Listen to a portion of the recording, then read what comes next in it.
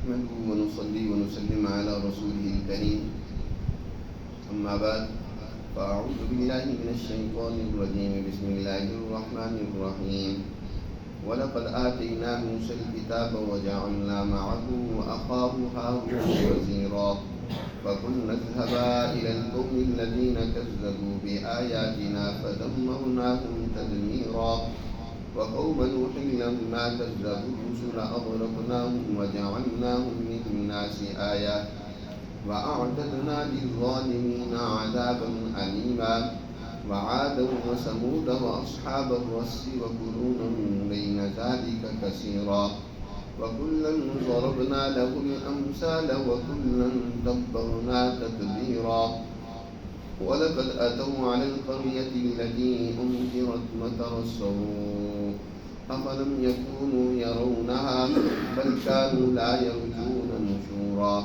وإذا رأوك إن يتخذونك إلا هزوا أهذا الذي بعث الله رسولا إن كاد ليضلنا عن آلهتنا لولا أن صبرنا عليها وسوف يعلمون حين يرون العذاب من أضل سبيلا أرأيت من اتخذ إلهه هواه أفأنت تكون عليه وكيلا أم تحسب أن أكثرهم يسمعون أو يعقلون إن هم إلا كالأنعام بل هم أضل سبيلا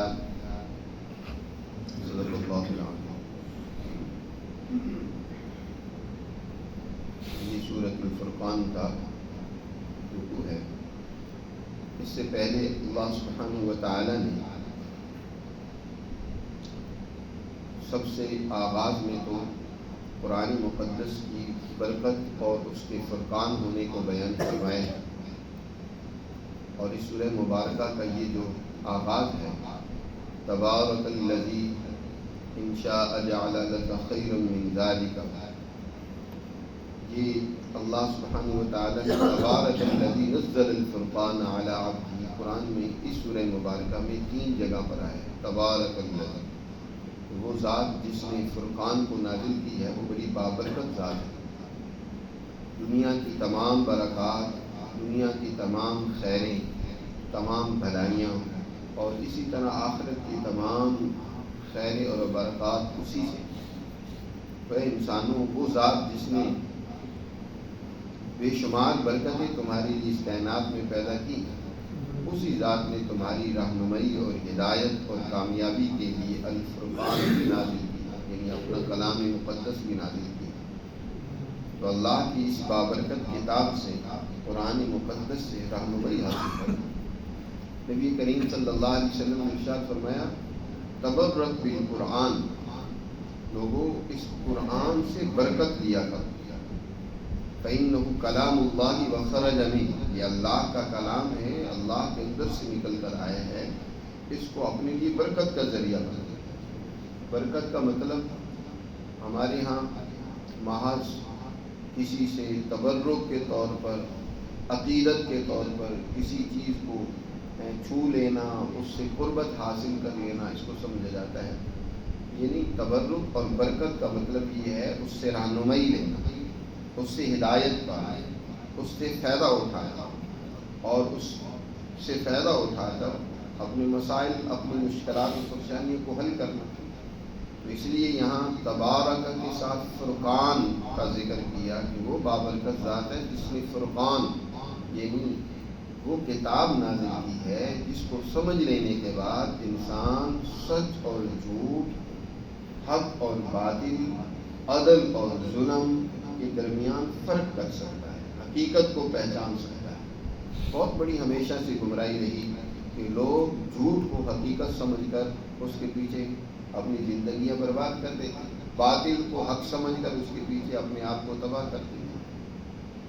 قرآن نے اس حوالے سے یہاں اس وقت مشرکین کی، کفار کی چند مثالیں ذکر کی ہیں. انہوں نے جو حضور صلی اللہ علیہ وسلم پر اعتراضات کیے اس کا تذکرہ کیا ہے، اور یہاں 7 مثالیں گزشتہ اقوام کی اللہ نے ذکر کی اور اس حقیقت کو واضح کی. ان کا آغاز حضرت موسیٰ علیہ السلام سے ہوا ہے، حضرت نوح علیہ السلام سے لے کر موسیٰ علیہ السلام تک کا جو دور ہے، اس دور میں متعدد اقوام آئی ہیں اور انہوں نے بجائے اللہ کی تعلیمات سے برکت حاصل کرنے کے، انبیاء علیہ السلام کی رہنمائی سے فائدہ اٹھانے کے، انہوں نے اس سے منہ موڑا، خواہشات کے پیچھے دوڑے۔ نتیجہ یہ نکلا کہ وہ دنیا میں بھی قوم نشان عبرت بن گئی اور آخرت کے اندر ان کے لیے سخت ترین عذاب۔ اللہ سبحانہ و تعالیٰ بیان فرماتے ہیں کہ ہم نے موسیٰ کو بھی کتاب دی، جیسے پیغمبر ہم نے آپ کو فرقان دیا ہے، ایسی کتاب دی ہے جو صحیح راستہ آپ کے لیے بیان کرتی ہے۔ اسی طرح موسیٰ علیہ السلام کو بھی اللہ نے کتاب دی تھی، وہ بھی فرقان تھی، وہ بھی حق و باطل کے امتیازات کو واضح کرتی ہے۔ اور موسیٰ علیہ السلام اس دور کے بنی اسرائیل اور انسانوں کی ہدایت کے لیے آئے، اور ان کی مدد کے طور پر ہم نے ان کے ساتھ ان کے بھائی ہارون کو بھی ان کا سپورٹر بنایا تھا۔ وَجَعَلْنَا مَعَهُ أَخَاهُ هَارُونَ وَزِيرًا، اور ہم نے ان کے ساتھ ان کے بھائی ہارون کو ان کا بوجھ بٹانے والا بنایا۔ وزیر کہتے ہیں جو بوجھ اٹھانے والا ہو، ذمہ داریوں کو قبول کرنے والا ہو۔ وزیر ہمارے ہاں تو وہ ہوتا ہے نا کہ جو سرمستیاں کرنے والا ہو، عیاش ہو، مفاد پرست ہو، خود غرض ہو، کوئی اسے پوچھنے والا نہ ہو۔ وزیر اصل میں ہوتا ہے وزر سے ہے، وزر کے معنی ہے بوجھ اٹھانے کو، ذمہ داریوں کو اٹھانے کو۔ وزیر اصل ہوتا ہے یہ کہ جو پوری قوم کا بوجھ اٹھاتا ہے، کہ اس نے قوم کی ذمہ داریاں اپنے سر لی ہوئی ہیں۔ اسی طرح حضرت ہارون نے موسیٰ علیہ السلام کا بوجھ اپنے سر لیا تھا۔ موسیٰ علیہ السلام اللہ سے ہم کلام ہونے کے لیے جاتے تھے دور پہاڑ پر، یا دیگر ذمہ داریوں کو نبھانے میں مصروف ہوتے تھے۔ ہارون علیہ السلام ان کی جگہ پر وہ کام کیا کرتے تھے، وہ ذمہ داریاں ادا کیا کرتے تھے ان کے نائب بن کر۔ فَقُلْنَا اذْهَبَا، اور جب اللہ نے ان دو اس وقت کی ظالم اور تاغوتی طاقت اور قوت کو بھی سمجھانے کے لیے موسیٰ علیہ السلام کو حکم دیا، تو دونوں کو فرمایا کہ دونوں اکٹھے رہو۔ بس ہم نے کہا کہ جاؤ تم دونوں إِلَى الْقَوْمِ الَّذِينَ كَذَّبُوا بِآيَاتِنَا، ان لوگوں کی طرف جنہوں نے ہماری آیات و تعلیمات کو جھٹلایا ہے، یعنی فرعونیوں کی طرف جاؤ اور انہیں سمجھاؤ۔ دوسری جگہ پر تفصیل سے اس کا تذکرہ پیچھے گزر چکا ہے کہ کیسے موسیٰ اور ہارون نے فرعون کو جا کر اپنی قوم کی آزادی کا مطالبہ ان کے سامنے رکھا۔ جب انہوں نے نہیں مانا اور اپنی اس روش پر قائم و دائم رہے تو فَدَمَّرْنَاهُمْ تَدْمِيرًا، اللہ تعالیٰ ارشاد فرماتے ہیں کہ پھر ہم نے ان کو تہس و نحس کر دیا، ان کی جڑ تک کو کاٹ دیا، ہم نے ان کو تباہ و برباد کر دیا۔ ان سے بھی پہلے موسیٰ علیہ السلام سے بھی پہلے قوم نوح کو بھی ہم نے تباہ و برباد کیا۔ نوح علیہ السلام کی جو قوم تھی، جب انہوں نے رسولوں کو جھٹلایا، لما کذبوا الرسل اغرقناہم، ہم نے ان کو بھی غرق کر دیا، وجعلناہم للناس آیا، اور انسانیت کے لیے تا قیامت ہم نے ان کو ایک نشان عبرت بنا دیا۔ وَأَعْتَدْنَا لِلظَّالِمِينَ عَذَابًا أَلِيمًا، اور یاد رکھو ہم نے ظالموں کے لیے دردناک قسم کا عذاب تیار کر رکھا ہے۔ اور نوح علیہ السلام کے بعد قوم عاد کو بھی اللہ نے تباہ و برباد کیا، قوم سمود کو، اصحاب الرس اور کنویں والے یعنی قوم شعیب کو بھی، وَقُرُونًا بَيْنَ ذَلِكَ كَثِيرًا، موسیٰ اور حضرت نوح علیہ السلام کے درمیان میں بہت زیادہ ایسی قومیں گزری ہیں کہ جن کی طرف اللہ رسولوں کو، انبیاء کو بھیجتے رہے اور ان قوموں کی رہنمائی کرتے رہے، لیکن انہوں نے خواہشات کو نہیں چھوڑا، اس سچائی اور حقیقت کو قبول نہیں کیا، تو اللہ نے ان سب کو تباہ برباد کر دیا۔ وَقُرُونًا بَيْنَ ذَلِكَ كَثِيرًا، اور ان کے درمیان بہت ساری اور قومیں بھی۔ وَكُلًّا ضَرَبْنَا لَهُ الْأَمْثَالَ، ان سب کے لیے ہم نے مثالیں بیان کی، اپنے احکامات بیان کیے، ہم نے ہر ایک کی رہنمائی کی، لیکن نہیں انہوں نے سمجھا۔ وَكُلًّا تَبَّرْنَا تَتْبِيرًا، ہر ایک کو ہم نے پھر تہس و نحس کر دیا۔ یہ قومیں سب ہستی سے بیٹھی آج نشان عبرت بنی ہوئی ہے، ان کے واقعات تمہارے سامنے بطور عبرت اور نمونے کے پیش کیے جاتے ہیں۔ اور اسی طرح اے کفار مکہ، وَلَقَدْ أَتَوْا عَلَى الْقَرْيَةِ الَّتِي، یقیناً یہ مکہ کے جو کافر ہیں اس بستی پر سے گزرتے ہیں، أُمْطِرَتْ مَطَرَ السَّوْءِ، جن پر بہت بری بارش ہوئی تھی پتھروں کی، یعنی سدوم کی وہ قوم جن کی طرف لوط علیہ السلام کو مبعوث کیا گیا تھا، شام کے راستے پہ جاتے ہوئے ان کی بستیاں آتی تھیں، کھنڈرات بنے ہوئے تھے۔ آج تو آثار قدیمہ نے ان قوموں کی وہ کھدائیاں کی ہیں، ان کی آبادیوں کی، پتہ چلا کہ کون سی قوم کس طرح تباہ و برباد ہوئی۔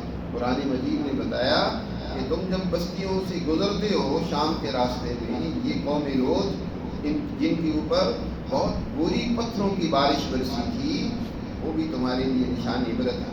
افلم یکونوا یرونا، کیا یہ مکہ کے کافر ان کو دیکھتے نہیں اپنے آنکھوں سے کس طرح تباہ و برباد ہوئی پڑی ہیں؟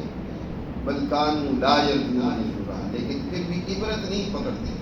اصل بات یہ ہے کہ یہ اعتقاد ہی نہیں رکھتے اس بات کا کہ یہ زندگی ہی نہیں ہے، یہ دنیا ہی نہیں ہے، بلکہ ہمیں ایک دن اللہ کے حضور جواب دہی کے لیے پیش بھی ہوگا۔ بل کانوا لا یرجون نشورا، یہ دوبارہ زندہ ہونے پر اعتماد ہی نہیں رکھتے، ان کی توقع ہی نہیں رکھتے، اس کی امید ہی انہیں نہیں ہے۔ یہ تو سمجھتے ہیں بس یہی دنیا ہے، مزے کر لو جو یہاں کرتے ہیں۔ وَإِذَا رَأَوْكَ إِن يَتَّخِذُونَكَ، اے پیغمبر ان کا حال اب یہ ہو چکا ہے گمراہی اور ضلالت کی وجہ سے کہ جب آپ کو دیکھتے ہیں نا، ان کو اور کوئی کچھ نہیں سوچتا، بجائے اس کے کہ آپ سے کوئی رہنمائی حاصل کرے، آپ سے تعلیمات لیں، تربیت لیں، آپ سے سیکھیں، آپ کا تبصر اڑا دیں۔ مکہ کے لوگوں کا یہی حال تھا۔ ابو جہل اینڈ کمپنی، دیکھو یہ دنیا فتح کرنے کے لیے آئے ہیں، انہوں نے انقلاب برپا کرنا ہے، اور یہ جو ہیں کہتے ہیں کیسر و کسریٰ کے خزانے ہیں وہ تمہارے ہاتھوں میں ہوں گے، تم کیسر و کسریٰ کی طاقتوں اور سلطنتوں کے مالک بنو گے۔ طرح طرح کی عجیب باتیں حضور صلی اللہ علیہ وسلم کے بارے میں وہ کہا کرتے تھے۔ یہ کس طرح کی باتیں؟ یہاں تو ان کو کام کرنے نہیں دیا جاتا، چھپ کے عبادت کرتے اپنے رب کی۔ یہ تھوڑے سے چند ایک لوگ ہیں اور یہ کہتے ہیں کہ دنیا کو ہم فتح کریں گے۔ عجیب و غریب حضور کا تبصر اور مذاق اڑایا جاتا تھا۔ تو قرآن مجید نے اس کا ذکر کیا، وَإِذَا رَأَوْكَ إِن يَتَّخِذُونَكَ إِلَّا هُزُوًا، جب وہ آپ کو دیکھتے ہیں تو آپ کا مذاق کرتے ہیں اور کہتے ہیں أَهَٰذَا الَّذِي بَعَثَ اللَّهُ رَسُولًا، کیا اسی کو اللہ نے تمہاری طرف رسول بھیجا ہے، جس کے بعد نہ کوئی دولت، نہ کوئی فوج، نہ کوئی فرشتے، نہ کوئی اور کوئی اس کا پروٹوکول، کچھ بھی نہیں، کیا یہ رسول ہے؟ ان کاد لیضلنا عن آلہتنا، اپنے ساتھیوں کو تاکید کرتے ہوئے کہتے ہیں اگر تم اپنے ان معبودوں کی پرستش پر ڈٹے نہ رہے نا، جمے نہ رہے، یہ تو تمہیں راستے سے ہٹا دے گا۔ ان کاد لیضلنا، قریب تھا کہ یہ ہمیں اپنے معبودوں کی پرستش اور عبادت سے ہٹا دیتا اگر ہم اس پر جمے نہ رہتے۔ جمے رہو اس راستے پر۔ فرقان آ چکا ہے، حقیقت آ چکی ہے، بجائے سمجھنے کی اپنی اسی ضلالت، اسی گمراہی، اسی شدت پسندی پر ڈٹے ہوئے، اور اس کو بڑا احسان سمجھ رہے ہیں کہ ہم جو اس گمراہی پر ڈٹے ہوئے ہیں نا، یہ بہت بڑا مہربانی ہے ان معبودوں کی، مگر نہ انہوں نے تو ہمیں اس سے ہٹا دینا تھا۔ یہ جس طرح کی باتیں کرتے ہیں، وَسَوْفَ يَعْلَمُونَ حِينَ يَرَوْنَ الْعَذَابَ، انہیں یہاں دنیا میں سمجھ نہیں آئے گی، انہیں سمجھ اس وقت آئے گی جب ان کی آنکھیں آخرت میں کھلیں گی۔ آخرت میں جب حقائق ان کے سامنے آئیں گے، عذاب کو دیکھیں گے، اللہ کی سزا کو دیکھیں گے، اس وقت انہیں پتہ چلے گا من اضل سبیلا، کہ سیدھے راستے سے بھٹکا ہوا کون ہے۔ یہ حضور کی جماعت کو سمجھتے ہیں وہ راستے سے ہٹے ہوئے، ہم تو بڑے درست اور سیدھے راستے پر جمے ہوئے ہیں اور اس پر جمے رہیں، اپنے ایک دوسرے ساتھیوں کو تاکید کریں۔ وسوف یعلمون، ان قریب انہیں پتہ چلے گا جس وقت عذاب ان کے سامنے آئے گا، من اضل سبیلا۔ بہت بڑی یہ گمراہی ہوتی ہے کہ انسان کسی غلط بات پر، نظریے پر، سوچ پر ایسے ہی جمع رہے، کوئی دلیل نہیں، کوئی حجت نہیں، کوئی عقل کی بات نہیں۔ اور ایسا عام طور پر کب ہوتا ہے کہ جب انسان خواہش پرست ہو جاتا ہے، عقل سے کام نہیں لیتا، سمجھ اور بوجھ سے کام نہیں لیتا، اور خواہش پرست انسان، اس کی عقل ماری جاتی ہے، اس کی مثال جانوروں کی سی، ڈنگروں کی سی ہو جاتی ہے۔ قرآن مجید نے اسی کا یہاں آگے تذکرہ کیا، فرمایا أَرَأَيْتَ مَنِ اتَّخَذَ إِلَٰهَهُ هَوَاهُ، کیا آپ نے دیکھا جس نے اپنا معبود اپنی خواہشات کو بنا لیا، وہ خواہشات کا پجاری ہے، خواہشات کے پیچھے چلتا ہے۔ افانت تکون علیہ وکیلا، تو کیا ایسے آدمی کا تو وکیل بن کر اس کو بچا سکتا ہے اس گمراہی سے؟ جو خواہش پرست انسان ہو جائے گا نا، عقل سے کام نہیں لے گا، جو جذبات ہو جائے، جذباتی ہے، شدت پسند ہے، شدت پسندی ہے جس کو، تو اس کو سمجھانے کا کوئی راستہ نہیں ہے۔ افانت تکون علیہ وکیلا ام تحسب ان اکثرهم یسمعون و یعقلون، کیا آپ سمجھتے ہیں کہ ان میں سے اکثر آپ کی بات سنتے ہیں، عقل سے کام لیتے ہیں؟ نہیں، ان میں عقل نہیں رہی، یہ خواہش پرستی میں مبتلا ہو گئے۔ انہم الا کالانعام، قرآن کہتا ہے یہ تو ڈنگر ہیں، یہ جانور ہیں، جذباتی ہیں، بس اپنی ہوڑ رکھتے ہیں، عقل سمجھ بصیرت سے خالی ہیں۔ انہم الا کالانعام، نہیں ہیں یہ مگر چوپائے ہیں، بل ہم اضل سبیلا، بلکہ حقیقت یہ ہے کہ یہ سیدھے راستے سے بہت دور جا پڑی ہے اور اسی گمراہی کو حقیقت سمجھ کر اس کے اوپر جمے ہوئے ہیں۔ اور اس لیے آپ یہ بات سنیں گے نہیں، سمجھیں گے۔ میرے عزیز دوستو، قرآن مجید عقل کی بات کرتا ہے، سمجھ اور شعور سے کام لینے کی بات کرتا ہے، جذباتیت سے، خواہش پرستی سے نکلنے کی بات کرتا ہے، فرقان کی بات کرتا ہے کہ اپنی عقل سے کام لو، بصیرت سے کام لو، سچائی کو دیکھو، اس کو قبول کرو اور اس کے اوپر چلو۔ اللہ ہمیں سمجھ نصیب فرمائے۔ جو قومیں محض خواہش پرستی، جذباتیت، شدت پسندی پر چلتی ہیں، وہ دنیا میں بھی پھر قومیں مٹ جاتی ہیں اور وہ کبھی کامیاب نہیں ہو سکتی۔ اللہ نے فیصلے یہاں لوگوں کی امنگوں، آرزوں اور خواہشوں پر نہیں کرنے۔ قرآن نے دوسری جگہ فرمایا نا، یہ تو ان کی آرزو ہے، دل کا امانیہم، آرزو ہے، دلیل ہے، عقل کی بات ہے، وہ پیش کرو، وہ تو ہے کوئی نہیں ہے۔ اللہ ہمیں سمجھ نصیب فرمائے اور اپنی احکامات پر، تعلیمات پر